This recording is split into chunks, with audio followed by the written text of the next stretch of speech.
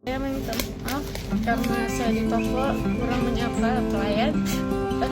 Itu merupakan kesalahan saya, tidak menyapa pelanggan.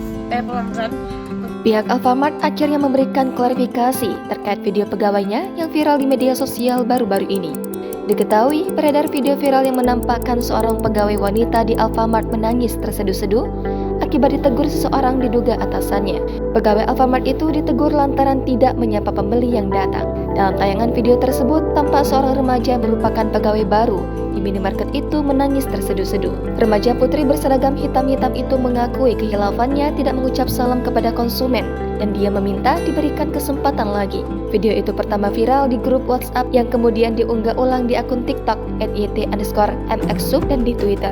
Namun tidak ada keterangan tempat dan tanggal kejadian. Pihak Alfamart kemudian memberikan klarifikasi terkait hal itu melalui Instagram resminya.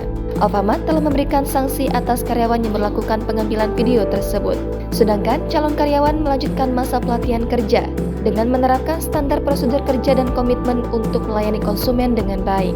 Pihak Alfamart juga memohon maaf dan sekaligus mengucapkan terima kasih atas kritik dan saran yang diberikan.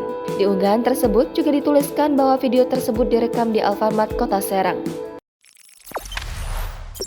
Jangan lupa subscribe, share, komen, dan like ya!